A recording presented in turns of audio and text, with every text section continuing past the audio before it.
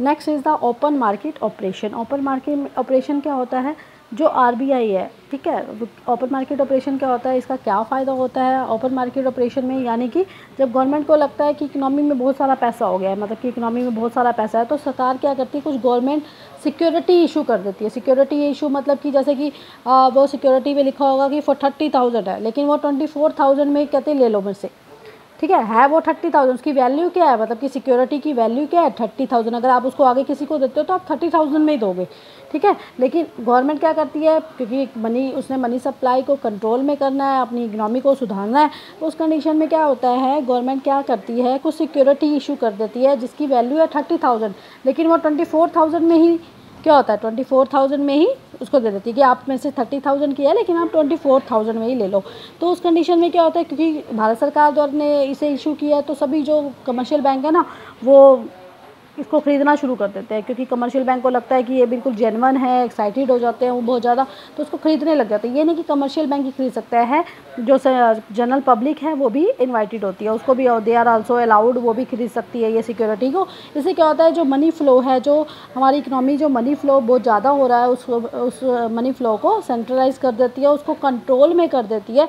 इससे क्या होगा, जो एक्सेस पैसा होगा, अब क्या आपने सिक्योरिटी खरीदी, कमर्शियल बैंक ने सिक्योरिटी खरीदी, तो कमर्शियल बैंक के पास जो एक्सेस पैसा था वो क्या करती है, देना पड़ेगा उसको, क्योंकि सिक्योरिटी खरीद रही है, 24,000 की एक सिक्योरिटी है, जबकि उसकी वैल्यू 30,000 है, ठीक है। तो वो क्या करती है, तो इस तरह से वो उसके पास जो एक्सेस पैसा है वो किसके पास चला जाता है, सेंट्रल बैंक के पास चला जाता है, और सेंट्रल बैंक की सिक्योरिटी किसके पास आ जाती है, कमर्शियल बैंक के पास आ जाती है। इससे क्या हो जाता है, जो मनी सप्लाई, मनी फ़्लो बहुत ज़्यादा हो जाता है, उसे सेंट्रलाइज करके अपनी और अपने पास खींच लेती है, और मार्केट में जो मनी फ्लो है वो कंपैरेटिवली कंट्रोल में आ जाता है। और लेकिन जब फिर भारत सरकार को लगता है कि इकोनॉमी में सब कुछ ठीक हो गया है, सब इतनी लिक्विडिटी नहीं है, तो वो क्या करती है, इन सिक्योरिटी को वापस मंगवा लेती है। वापस कितने में मंगवाती है, फिर वो चाहे 24,000 में उसने भले ही ख़रीदा था, लेकिन उसे रिटर्न करती है, 30,000 उसको मिल जाते हैं, ठीक है। तो इससे मनी सप्लाई कंट्रोल करती है गवर्नमेंट की परमिशन से, मतलब कि इसमें गवर्नमेंट के बिहाफ पर आरबीआई ओपन मार्केट ऑपरेशन के थ्रू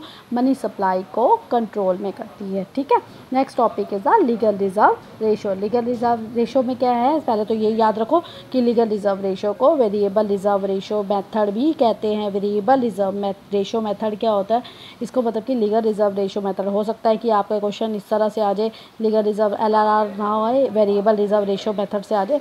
तो इसके दो एलिमेंट्स है, एक है सीआरआर और second one is the SLR, जो हम पहले भी कर चुके हैं। सीआरआर का मतलब होता है कैश रिजर्व रेशो, एसएलआर का मतलब होता है स्टैट्यूटरी लिक्विडिटी रेशो। तो सीआरआर के अंदर आपको एक लाइन ये लगानी है, net demand and time liability kept by RBI, और एसएलआर में क्या लगाना है, net demand and time liability kept by themself. मतलब क्या है, आपको मैं पहले भी बता चुकी हूँ, money creation bye commercial bank आपको मैंने वही पढ़ाया था पहले।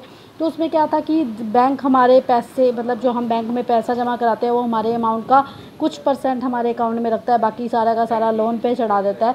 तो उस पैसे में, फॉर एग्जांपल मैंने बैंक में जमा कराए 100 रुपीज़, बैंक मेरे अमाउंट का 100% में से 19.5% मेरे अकाउंट में रखेगा, वो उसका in the form of SLR, और जो 4% है वो सीआरआर उसको आरबीआई को देने पड़ते हैं। ये डिसाइडेड रेट, जो रेट डिसाइड किया हुआ है किसने किया हुआ है, आरबीआई में। तो इसमें क्या है, सीआरआर का मतलब क्या हो गया, net demand and time liability kept by RBI. Net demand क्या हो गया, जो हम पैसा जमा कराते हैं सेविंग अकाउंट के अंदर। टाइम लायबिलिटी क्या हो गया, एफडी, मतलब कि हम एफडी वगैरह जो बैंक में करते हैं जो लॉन्ग पीरियड ऑफ टाइम के लिए होती है। नेट डिमांड जो होती है वो शॉर्ट पीरियड ऑफ टाइम के लिए होती है, लेकिन जो टाइम लायबिलिटी है वो लॉन्ग पीरियड ऑफ टाइम के लिए होती है। तो क्या होता है, बैंक हम, फॉर एग्जांपल मैंने बैंक में 100 रुपये जमा कराए, 100 रुपीज़ जमा कराए, 100 रुपीज़ में से 4 उसको इन दी फॉर्म ऑफ सीआरआर किसको देने पड़ेंगे, आरबीआई को, और 19.5% मेरे अकाउंट में उसको रखने ही पड़ेंगे, क्योंकि ये रेट डिसाइडेड है। ये रेट आप याद रख लीजिए, सीआरआर जो करंट चल रहा है 4% चल रहा है, और एसएलआर जो करंट चल रहा है वो 19.5% चल रहा है। हो सकता है कि आपके एमसीक्यूज़ में क्वेश्चन आ जाए, आपको पता होना चाहिए, क्योंकि ये बहुत बार डिस्कस हो चुका है, ठीक है। तो क्या होता है, गवर्नमेंट को आपने 100 रुपीज़ जमा कराए थे, 100 में से 4 रुपीज़ उसने किसको दे दिए, सेंट्रल बैंक को, in the form of cash reserve ratio, और 19.5% किसके हमारे अकाउंट में पड़े हैं, in the form of SLR statutory liquidity ratio. तो उसके बाद वो 23.5 पैसे जो उसके पास बच गए, इसके बाद जो what ever with you give loan, और वो किसी को लोन पे दे या उसको कैसे भी करे, उसको कैसे भी मैनेज करे, वो कमर्शियल बैंक डिसाइड करेगा। लेकिन उसको 4% CRR के रूप में देना ही पड़ेगा और SLR के रूप में उसको 19.5% हमारे अकाउंट में रखने ही पड़ते हैं। 23.5% उसको 100 में से किसको, बाकी जो है वो लोन पे चढ़ाएगा। 23.5% उसको इस तरह से 4% CRR के रूप में देने पड़ेंगे और 19.5% SRR के रूप में हमारे अकाउंट में रखने पड़ते हैं।